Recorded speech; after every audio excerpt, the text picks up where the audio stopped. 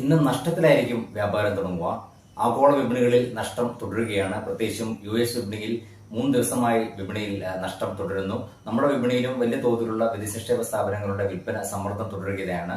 സാങ്കേതിക നിലവാരങ്ങൾ എല്ലാം ഭേദിച്ചുകൊണ്ടാണ് വിപണിയിൽ ഇപ്പോൾ വ്യാപാരം പുരോഗമിക്കുന്നത്. വരും ദിവസങ്ങളിലും സമാനമായ രീതിയിലുള്ള വിൽപ്പന തുറന്നേക്കുമെന്ന് തന്നെയാണ് കരുതുന്നത്.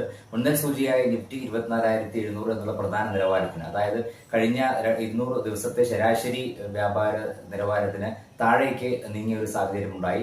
അത് സാങ്കേതികമായി ഇനിയും വിൽപ്പന തുറന്നേക്കുമെന്നുള്ളൊരു സൂചന തന്നെയാണ് നൽകുന്നത്. മാത്രമല്ല, നിക്ഷേപ സ്ഥാപനങ്ങളും വിപണിയിൽ അത്ര അനുകൂലമായി ഇടപെടാത്തതുകൊണ്ട് തന്നെ വരും ദിവസങ്ങളിലും വിൽപ്പന സമ്മർദ്ദം തുറന്നേക്കും. മാത്രമല്ല, വലിയ തോതിലുള്ള ഒരു ഏറ്റക്കുറച്ചിലുള്ള വിപണി തുടരാൻ തന്നെയാണ് സാധ്യത.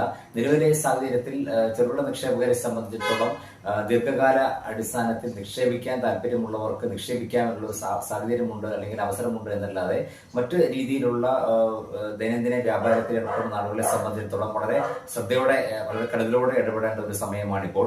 വരും ദിവസങ്ങളിലും വിദേശ നിക്ഷേപ സ്ഥാപനങ്ങൾ വിൽപ്പന തുടരുകയാണെങ്കിൽ തീർച്ചയായും അത് വിപണിയെ കൂടുതൽ സമ്മർദ്ദത്തിലേക്ക് ആക്കിയേക്കും.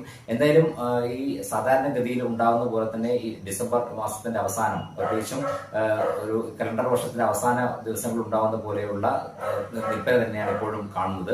ഇനി വിപണിയിൽ ഏതെങ്കിലും തരത്തിൽ ഒരു മുന്നോട്ട് നീങ്ങാനുള്ള സാധ്യത ഉണ്ടാവണമെങ്കിൽ അത് ആഭ്യന്തര ഘടകങ്ങൾ കുറെ കൂടി മെച്ചപ്പെടേണ്ടതുണ്ട്. അത് കമ്പനികളുടെ പ്രവർത്തന ഫലങ്ങളിൽ നിന്ന് മാത്രമേ പ്രതീക്ഷിക്കേണ്ടതുള്ളൂ.